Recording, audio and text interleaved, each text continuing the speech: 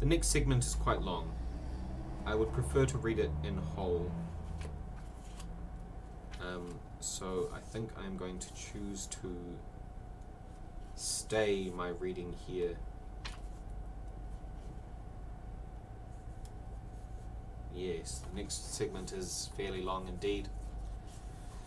Fuzzy Munkin, do you have any questions or ideas about what I've been reading? Are there any here who would have more which they wish to start to talk about?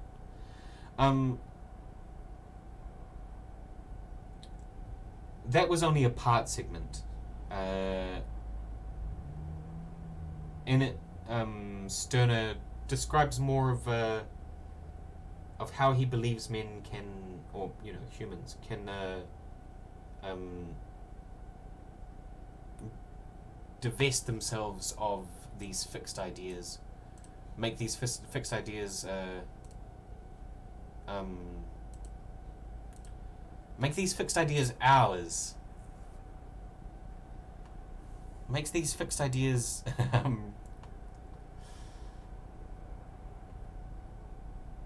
make these fixed ideas our property.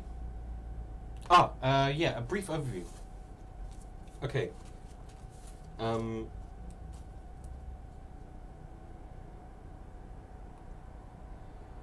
A good section of this is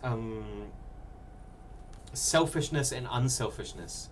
Max Stirner describes how, in fact, those who consider themselves unselfish are, in fact, the most selfish. That unselfishness is far more common and far more dangerous than people would assume. And it is the selfish man who is acting in truth, who is acting in honesty.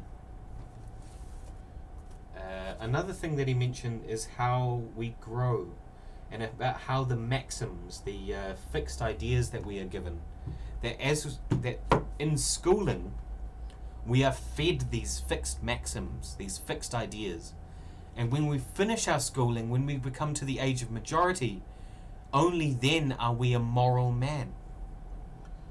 Further, Stirner goes deeper into his distaste of morality.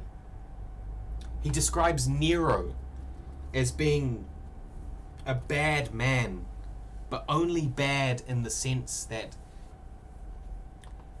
good men define him as bad. But the thing is, Stirner asks, why did Nero get away with so much for so long?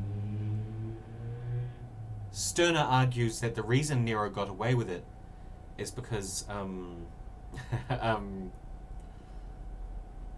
the good men decided to act by morality instead of by their own self-interest. Through their acceptance and adherence to morality, they let Nero burn Rome. They let Nero murder and assassinate and rape as much as he desired. Stirner also describes how revolution is immoral. That revolution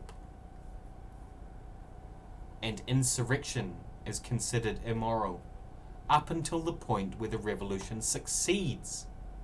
Up until the point where history defines the revolution as a good thing.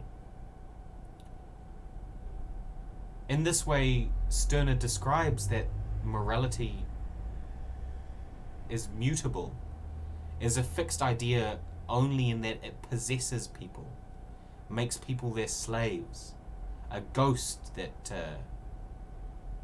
forces people to act in a certain way. What an interesting book.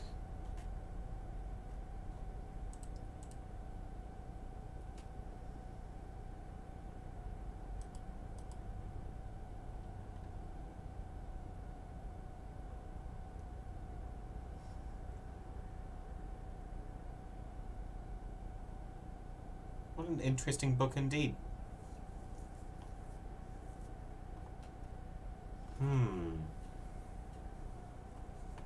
I suppose I could continue reading. It's just the next segment is like 30 pages long. And I find that if I read more than about 20 or 30 pages